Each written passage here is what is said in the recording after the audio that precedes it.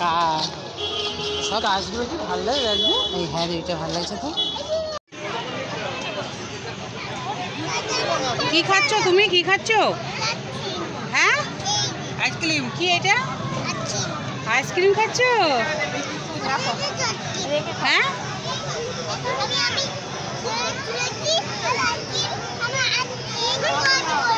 আচ্ছা ঠিক আছে খাও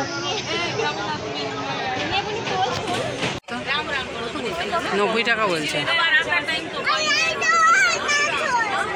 80 টাকা 80 টাকা 80 টাকা বল দেখি হ্যাঁ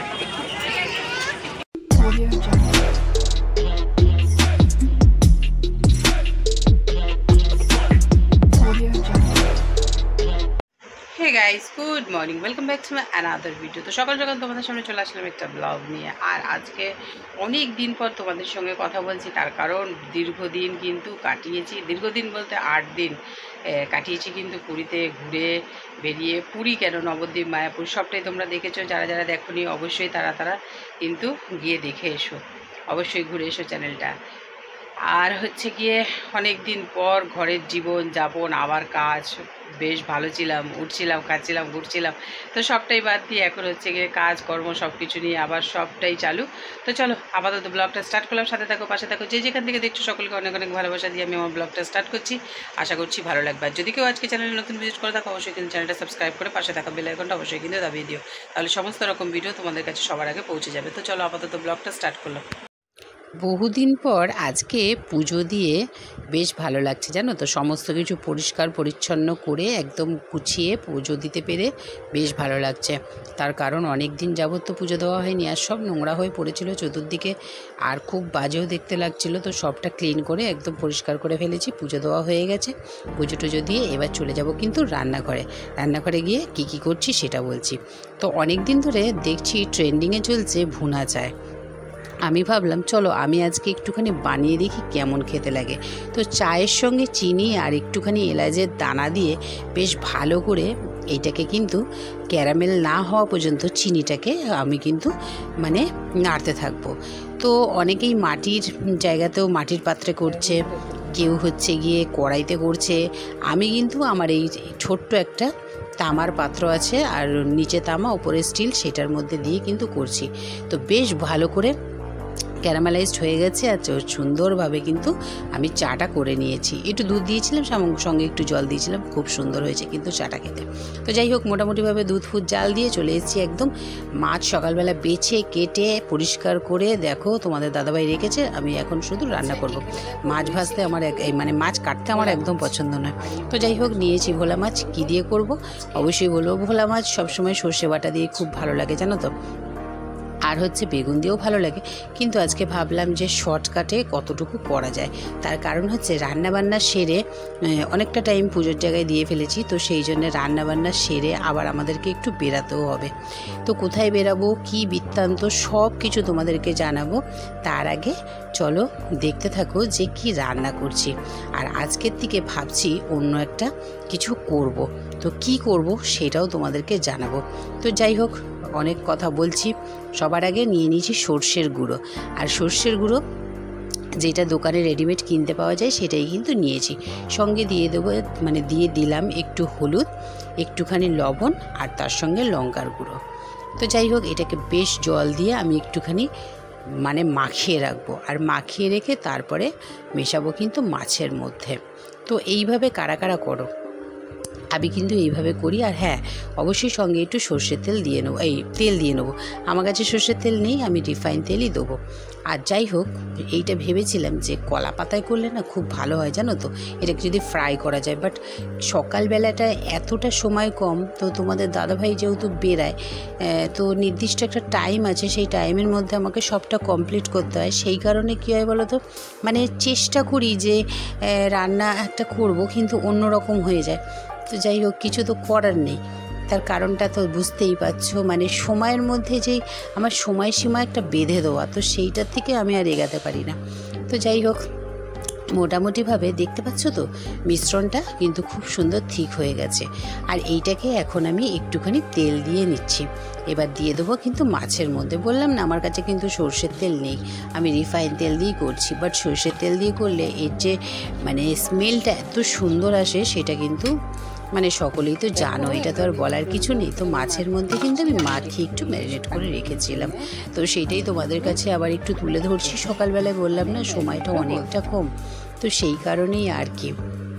তো এটা কিন্তু ডাইরেক্ট আমি দিয়ে দেবো কিন্তু কড়াতে। আর আজকে আমি ননস্টিকের কড়াতেই করব, তো তেল আর একটু অ্যাড করব না। তো দুটো ফায়দা এখানে বলি, কেন হচ্ছে ভাবছি একটু ডায়েট করব অনেক দিন ধরেই, তো শেয়ার হয়ে উঠছে না। তো এতে করলে একটু তেলটাও কম হবে, মানে তেলটা একটু কম লাগবে, আর এদিকে তোমার মাছটাও ভাজতে হবে না। দুটোতেই কিন্তু আমাদের সময় বাঁচছে। তো জানি না কতটুকু কি করতে পারবো আর কতদিন কি করতে পারবো, তো চেষ্টা করব। চেষ্টাটা আমাদের সকলকেই চালিয়ে যেতে হবে, বুঝতে পেরেছো তো? মানে চেষ্টা একদিন করলে সকলেই যে সফল হবে এটা কিন্তু সত্যি কথা একদম। তো অনেক সকাল সকাল তো জ্ঞানের কথা বলে ফেললাম। এখন আপাতত সমস্ত মিশ্রণটা কিন্তু কড়াইতে আমি ঢেলে দিয়েছি। এবার হচ্ছে সামান্য একটুখানি জল দেবো, দিয়ে পাত্রটা কিন্তু ঢেকে দেবো, আর এটাকে সেদ্ধ হতে একটু সময় দেবো। এরকম করে খেয়ে দেখবে, সত্যি বলছি দারুণ। আর একটুখানি কাঁচা লঙ্কা কটা ওপর থেকে আমি দিয়েছিলাম, সত্যি ব্যাপক লাগে। গরম গরম ভাতে যখন সর্ষে দিয়ে মানে ইলিশ আর সর্ষে দিয়ে ভোলা মাছ, সত্যি কিন্তু সুন্দর লাগে। ওপর দিয়ে একটু কাঁচা সর্ষের তেল কিন্তু ছড়িয়ে দিলে আরও ভালো হয়। বললাম না আমি সর্ষের তেল খাইও না, সর্ষের তেল ঘরে নেইও, সেই কারণে কিন্তু হয়নি। বাট মাছটা খেতে কিন্তু খুব টেস্টি হয়েছিল। আর বললাম না আজকে দিয়ে ডায়েট করব, তো মেয়ের আর আমার জন্য কী কী খাবার বানিয়েছি চলো দেখে নিই একবার। এখানে বানিয়েছিলাম কিন্তু ওটস, সঙ্গে রয়েছে স্যালাড, তার সঙ্গে রয়েছে বাগানে কিছু সর্ষে শাক, তারপরে তোমার হচ্ছে পালং শাক, তারপরে মূলো শাক, অনেক কিছু হয়েছিল। তো সব কিছুর মিশ্রণে একটা শাক ভাজা, সঙ্গে রয়েছে বাঁধাকপির তরকারি, আর রয়েছে একটা কুমড়ো ফুলের বড়া। তো আপাতত এইগুলো দিয়ে আমাদের স্টার্ট হচ্ছে গিয়ে ডায়েট।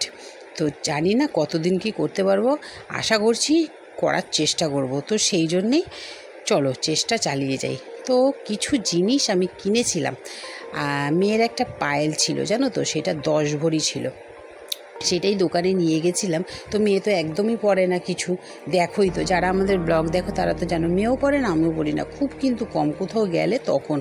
তো ভাবলাম যে চলো এইটাকে রেখে দিয়ে কোনো লাভ নেই, কিছু নেওয়া যাক। আর আমার কাছে ছিল দুটো পায়েল, মেয়ের একটা আমার একটা। তো আমার আবার কি জানো তো, বেশি মানে পুরনো হয়ে গেলে না সেই জিনিসগুলো পরতে ইচ্ছা করে না, সত্যি কথা বলতে।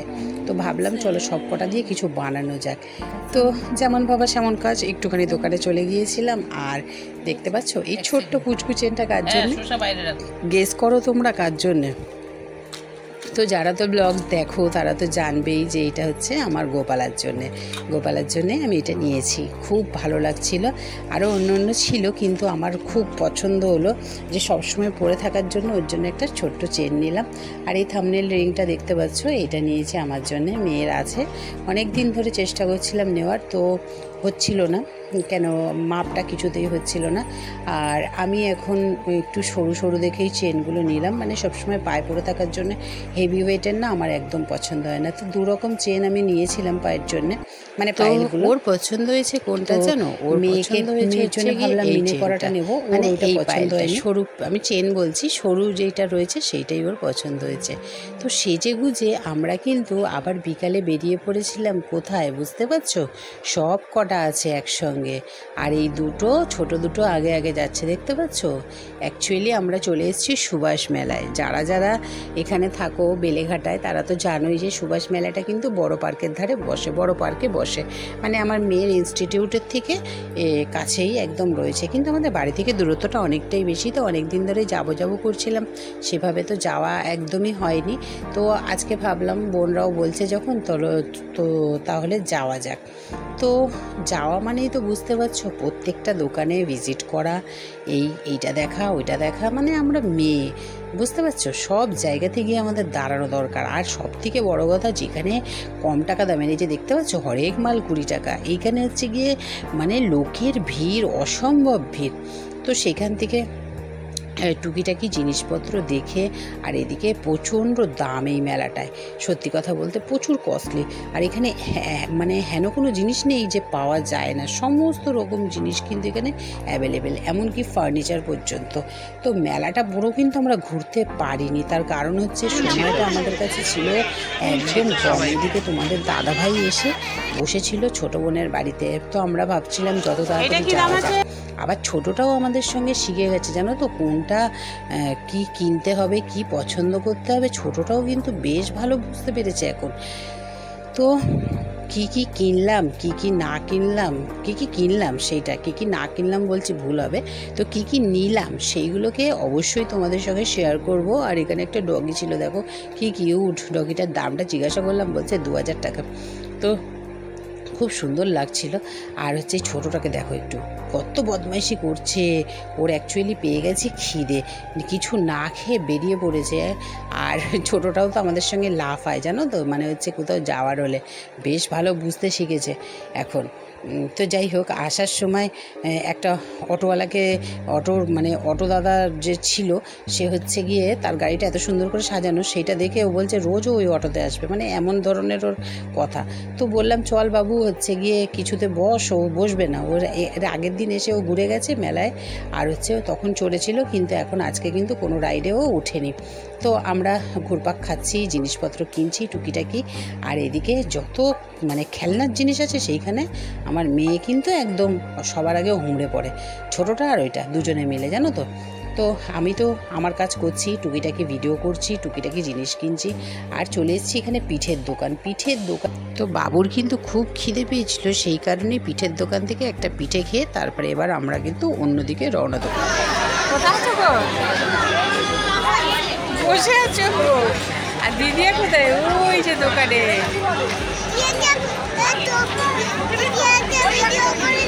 হ্যাঁ, দিদিয়াকে ভিডিও করবো। তো শুনলে তো ছোটোটা কি বললো, ও দিদিয়াকে দোকানে রয়েছে, ও দিদিয়া দোকানে ভিডিও করে দাও। ও আর মেজো বোন দুজনে মিলে কিছু জিনিসপত্র কিনছিল, আমরা ছিলাম বসে। কি খাচ্ছ তুমি, কি খাচ্ছ? হ্যাঁ, আইসক্রিম। কি এটা? আইসক্রিম খাচ্ছ? হ্যাঁ,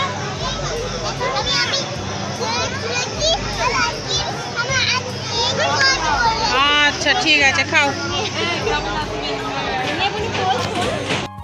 আইসক্রিম খেতে খেতে আমাদের কিন্তু সময় অনেক চলে যাচ্ছে। আর এখানে অনেক রাইড ছিল, কেউ কোনো রাইডে উঠবে না। বাবু আগেরবারে উঠে ওর বমি টমি পেয়েছিল, ভয় পাচ্ছিল, সেই কারণে একদম ওঠা হয়নি। আমরা এবার আমাদের বাড়ির দিকে রওনা দেবো, তার কারণ তোমাদের দাদাভাই অনেকক্ষণ এসেছে। তো চলো এখন হচ্ছে গিয়ে আজকের মতন ব্লগটা এখানে শেষ করছি। দেখা হবে তোমাদের সঙ্গে একটা নেক্সট ব্লগে। সবাই খুব ভালো থেকো এবং নিজের পরিবারকে খুব ভালো রেখো, আর ভিডিও কিন্তু দেখতে থেকো।